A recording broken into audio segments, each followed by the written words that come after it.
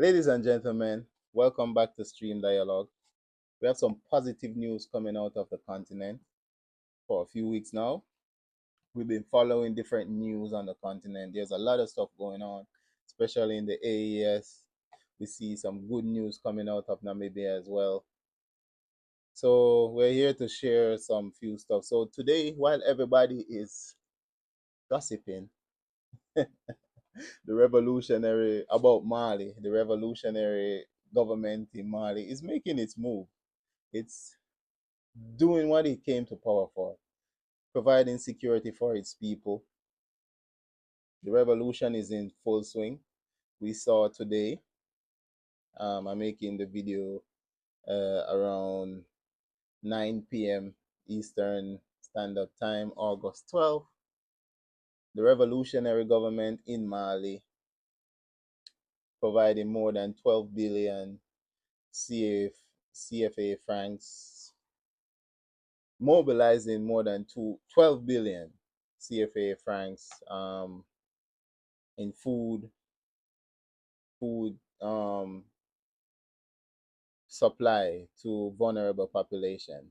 And the president himself traveled. Many people are. This is what I love about the governments of the AES, Mali, and in this case, Mali in particular. They don't really talk that much. The propagandists will talk, they will put stuff out there, but they don't get to set the narrative. They set the narrative, and they're providing for their people. But yes, 12 billion CFA franc um, in agricultural products are being provided to vulnerable people throughout the country. Also, they're trying to mobilize funds to start this food supply, food sovereignty. So they're trying to work on their food sovereignty. They're providing some 22,000 tons, over 22,000 tons of cereals to vulnerable populations. So we welcome that. We welcome that Mali is moving forward. Don't be distracted. The propagandists, they like to play psychological warfare on us. It's a lot of psychological warfare being waged on African people today. Oh my gosh. Many people will fall for it still, but we're not here for that. But moving on to Niger. Niger has nationalizes its largest, its only industrial gold mine. It's a gold mine, I think, in the Liptako area, the Liptako gold mine. Yeah, this is the only large industrial gold producer in Niger. So it has been nationalized. Um, this was under the, as they say, severe mismanagement of the Canadian owner, McKinnell Resource Limited. And there's something that I want us Africans to understand.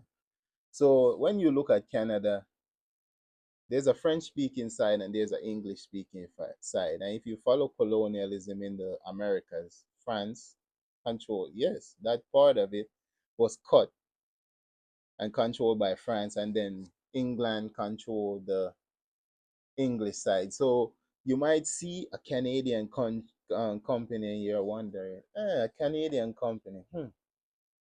But when you dig deep, you can see that that company could be connected to France. Same thing, you might say Australian company, but still, it's the same people, it's the same elites that been looting African resources, not just African resources, but the world resources for decades. So sometimes for a lot of these neo-colonial powers, for them to hide their hand, they like to use company, let's say from Canada or Australia and so forth. So yes, we welcome that, and the decision was announced last Friday. The authority described it as an alarming economic situation at the mine. it's an alarming economic situation at the mine, and the government said uh, it fully appreciated the Nigerian people have been, struggling around that, working at that mine. So one of the reason that the government gave for this nationalization, or you know taking away this mine from this multinational, they said, in the view of serious breaches and with a view to saving this highly strategic. So this is very strategic. It's the only large industrial gold mine in Niger. So with the view to saving this highly strategic company, the state of Niger taken the decision to nationalize the mine, the Liptopco gold mine. So we welcome that. Um, the government even accused um, McKinnell of failing to honor a $10 million investment plan, and they are being accused of shortfall, and that led to mounting debt. So this is what they do. You're taking the resources, but you're adding debt. Who's filling the power vacuum? Excuse me. Let's put this aside. You're taking the resources and you're accumulating debt while not paying taxes to the government. So that's another accusation for the Nigerian government are giving. They are also saying that they will repay the debt. The Nigerian government will repay the debt and also find reliable partners or reliable partner to ensure stable employment for businesses. So yes, we welcome that. We welcome that. So sticking with Niger, ladies and gentlemen, when you talk about African country, they are so rich, so many resources. But sticking with Niger, Niger has suspended, Niger suspends the export of precious stones after controversial auction sale of a 5.3 million Martian rock in the US. So if you don't know, there was the world's largest Martian meteorite was in Niger, and for some reason it was smuggled out of Niger and end up in the United States, that sold for $5.3 million. So Niger has suspended all export of precious stones to out of the country.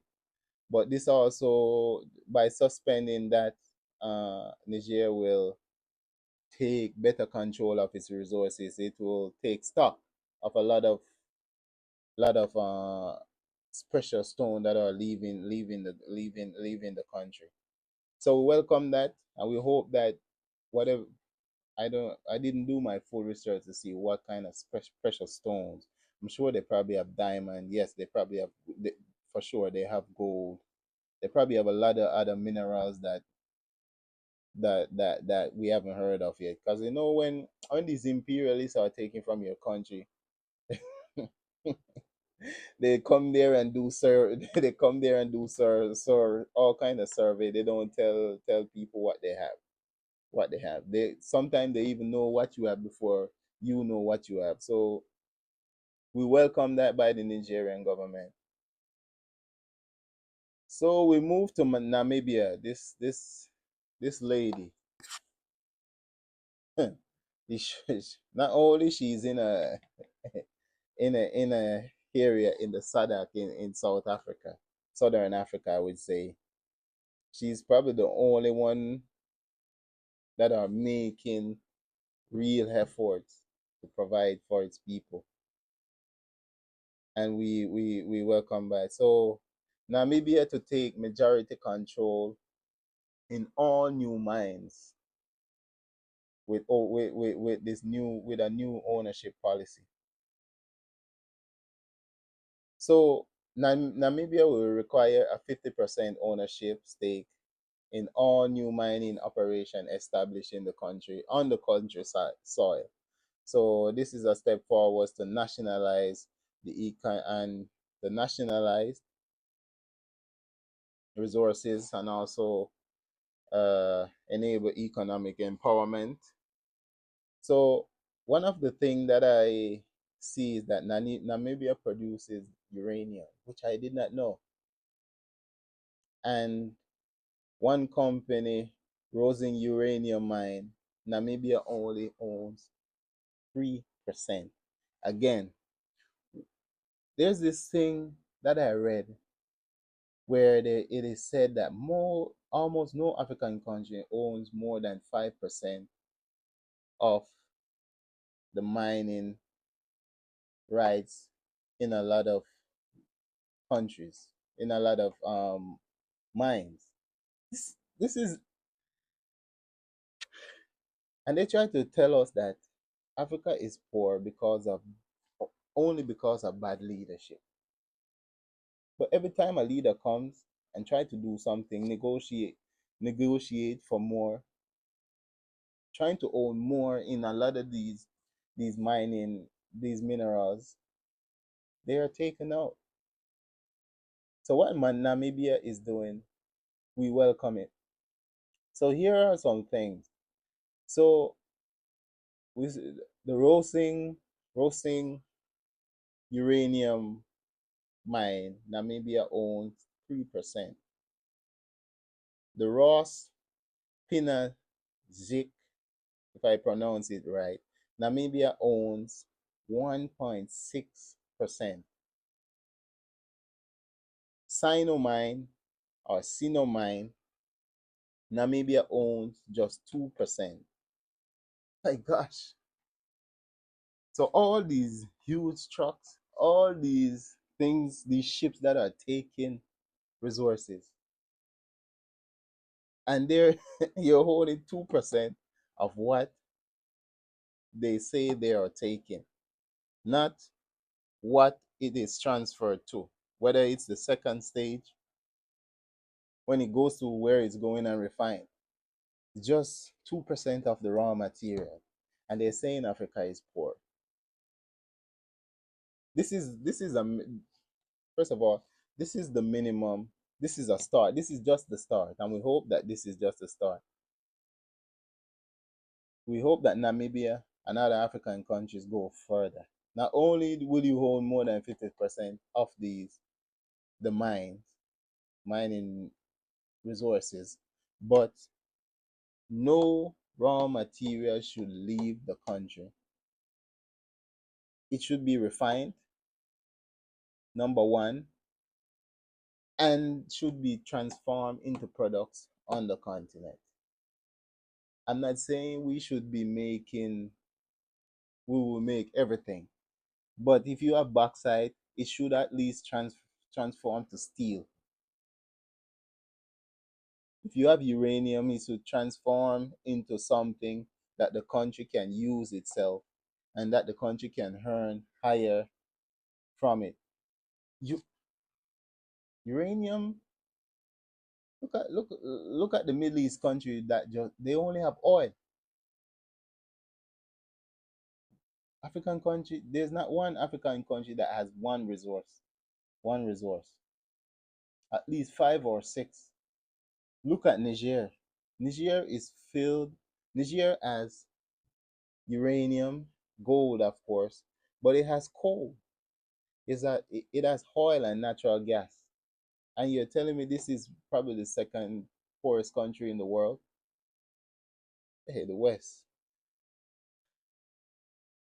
have done Africa really bad, really bad. Hmm. But yes, this is the minimum. Um, we commend the president Netumbo Nandi. Okay, it's hard for me to pronounce her last name. But we welcome that the first female president of Ghana is making a lot of these so-called male president in Africa look terrible. You're telling me you can't stand up. What are you afraid of? Your bank account being frozen. Your children won't be able to come to vacation. Your children won't be able to go and chill in their apartment that they have in London and Paris and New York or LA, while your people, the people of your country, is suffering. Many people don't even have hospital bed. A woman that goes into labor at night, she can't drive to the hospital. The roads are bad. There are no street lights. There are no cars to take her to the hospital.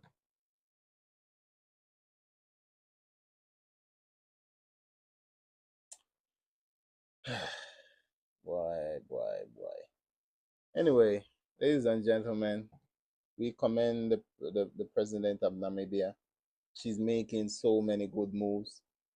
We commend her. We commend the people of Namibia. We hope you stick tight to the leader, but we hope to see things go further. We need Namibia to industrialize, take back its land and resources, and that's what we hope. Um, so we are moving on to Burkina Faso. We all know every day there's something new coming out of Burkina Faso. The prime minister just unveiled the first 155 batch of buses to support nationwide transport modernization. So the plan, I think the plan for 530 buses to modernize the transportation infrastructure. Um, yeah, 150 were unveiled, were handed over, and this will help the transportation of students, of course, and the wider public, and also help with business effort. So we welcome that. 150 buses, that we welcome that. We welcome that. Um, we see this is being you can see the strategy of the MPSR2, that they're modernizing, they're building roads at the same time while they're bringing in new buses to, you know, improve transportation, modernize the transport system, but also agricultural offensive. You see that, and they all going together. So you can see new roads mean products, goods will move freely, move faster. So that is the whole point of industrialization. Uh, communication, transport, and transport and energy. So you see they're moving with building nuclear power plant. They are at the same time in Burkina Faso. They're improving the electricity supply as well. So in all the areas, and there's a great article that in Niger they're planning to build coal a coal power plant to supply power, or a coal power plant supply plant. So we welcome this. We welcome this. Things are moving in Africa. We hope a lot of countries, you know, this revolution will rekindle in a lot of these African countries. Whether it's in Senegal, we hope they can get their stuff together in Cote d'Ivoire, Ghana. A lot of these countries, these leaders, you can tell they're feeling the pressure. They're trying to they're trying to do the bare minimum, but we welcome a lot of these these these these moves. But moving on to Ghana. Ghana, my home. Africa is my home, but Ghana, Ghana is a special place. Ghana has increased the price of cocoa, chocolate, as we will just call it in Jamaica, just chocolate, from $3,100 to about $5,040. Uh, we welcome that. Anything that can ease the burden on the population a little bit, especially the cocoa producer. But still, it's not even the minimum we're looking for. We're looking for Ghana setting the price, not just for the cocoa, but Ghana need to transform the cocoa on the ground, selling it at a premium price. And we don't need to see Ghana importing any cocoa products, any chocolate bar, any nothing. Ghana should be selling throughout the region. Ghana and Cote d'Ivoire. Ghana should be selling to the world. So the increase of this is just that these governments they don't have any choice. They don't have any choice. They have to do the bare minimum. Because I'm telling you, a lot of these leaders they're feeling the pressure coming from what the Sahel is doing with insecurity. Majority of their budget are being spent on fighting this international sponsored insurgency against them, and still they are making more, they are doing way more than these so-called peaceful countries. This is less than the minimum that needs to happen. Stop exporting raw materials. Bill, if these people don't want to cooperate, the world is big enough now. Technology is not just for the West. As a matter of fact, the West is behind on a lot of technology. Go to new partners and ask for their expertise to come and help you build these factories. Improve your energy supply. You have Ghana have oil, gas. You have lithium. You have abundance of sunshine, solar power plants. So it's time that you take the step to industrialize your country. We're not in 1863, 1864, 1884. We're in 2025. There are no excuses. Roads need to be built. This is what the people of Ghana need and the people of Africa need. So we're encouraging the people of Ghana, especially the youths of Ghana. You know, a lot of youths like to complain, oh, our politician is this, our politician is that. Nothing will change. A politician will not help you. You, the youths, wherever you are, you have to organize yourself and push for what you want. Forgive me, but it's coward. If you have to blame a politician for something, it's cowardice. You're a coward. A, a politician will never do what the country, because if they could have, if they if it were possible for them to do it, they would have done it a long time ago. But it doesn't benefit a politician to actually fix a country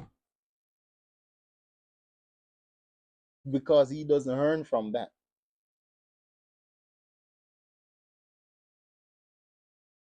He or she.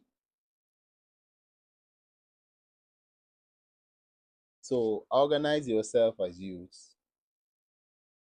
You know what you want and fight for those things. It's not election. You have election for a day. You campaign for a year. Then you have election for a day. You fight and kill each other. Then what? You go and sit. Your party win. You go and sit for another 4 years, and then you do the same thing over and over until you're 92, if you live that long.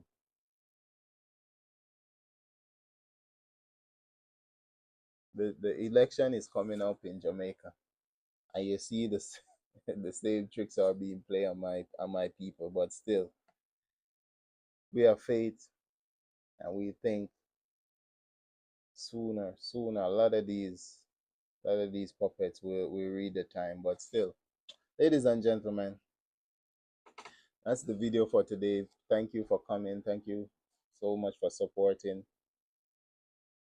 We thank you. We salute all those who are pushing for African freedom, development, African sovereignty. We thank you.